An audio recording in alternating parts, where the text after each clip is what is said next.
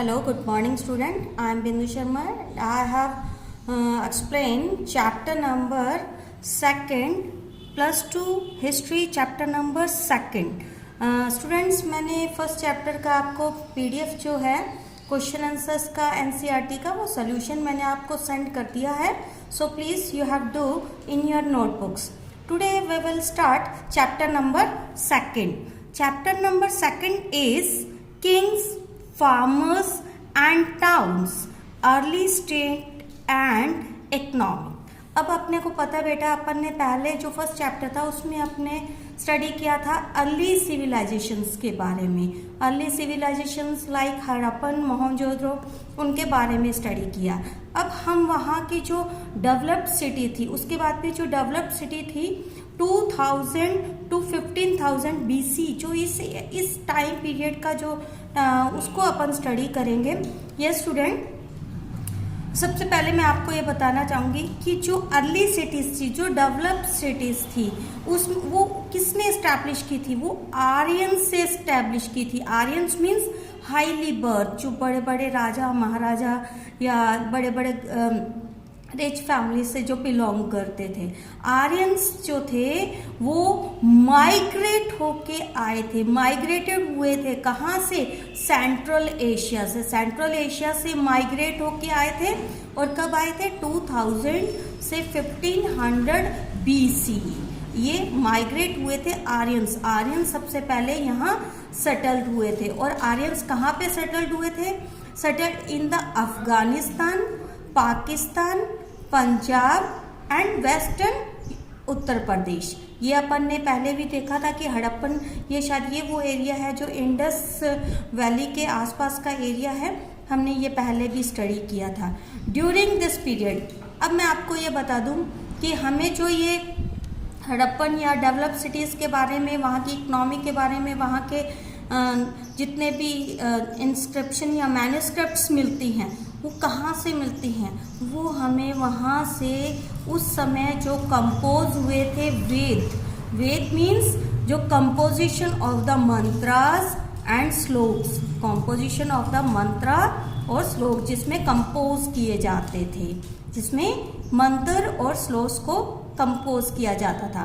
अब सबसे पहले, सबसे पुराना जो वेद था वो कौन सा था? ऋग्वेद. वो कौन सा था?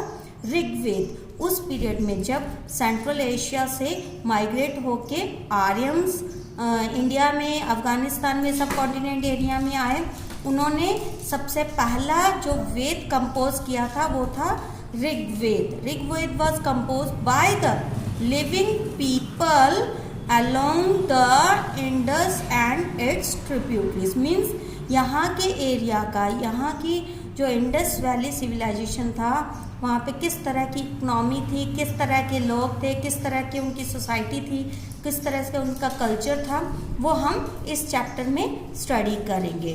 यस बेटा, there are 4 types of Veda. 4 तरह के वेद कंपोज किए गए थे. First is Rigveda, second is Samaveda, second is Yajurveda and fourth is Atharvaveda. ये 4 वेद जो थे ये उस टाइम पीरियड में कंपोज हुए थे. इन्हीं वेदा से हमें अलग अलग तरह से जो डेड बॉडीज होती थी, उन्हें किस तरह से डिस्पोजल किया जाता था, किस तरह से उनको बरीड किया जाता था. New mode of disposal of the dead including the making of elaborate stone structure known as megaliths. अब आपको मैं बता दूं, जो हमें यहाँ से पता लगा है कि वहाँ की जो स्टोन से जो स्ट्रक्चर, जो डेड बॉडीज होती थी, उन्हें बरेड किया जाता था. बरेड करने के बाद में उसके ऊपर जो स्टोन की स्ट्रक्चर्स बनाई जाती थी, उन्हें क्या बोला जाता था? मेगालिथ्स. क्या बोलते थे? मेगालिथ्स. और ये ज़्यादातर हमें कहाँ पे मिलती है? सेंट्रल और साउथ इंडिया में. सेंट्रल और साउथ इंडिया में इस तरह के मेगालिथ्स हमें बहुत मिलते हैं, जो आर्कोलॉजिस्ट है उन्होंने फाइंड आउट किया है.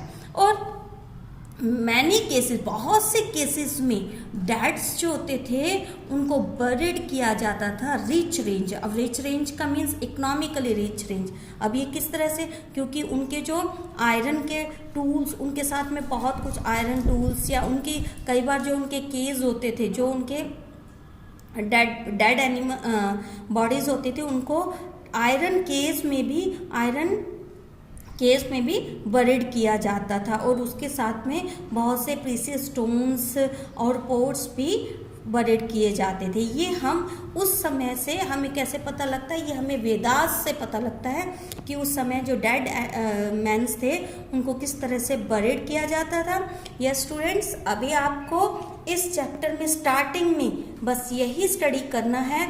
आर्यंस जो थे वो कहाँ से माइग्रेट हुए, माइग्रेट होने के बाद में कहाँ पे सेटल हो गए, और सेटल होने के बाद में उन्होंने कौन से 4 वेदास लिखे, ऋग्वेद, सामवेद, यजुर्वेद, अथर्ववेद, ये 4 वेद लिखे थे।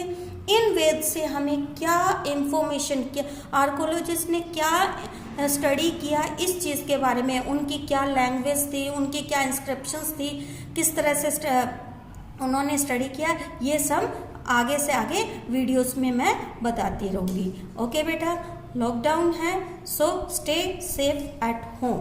थैंक्स।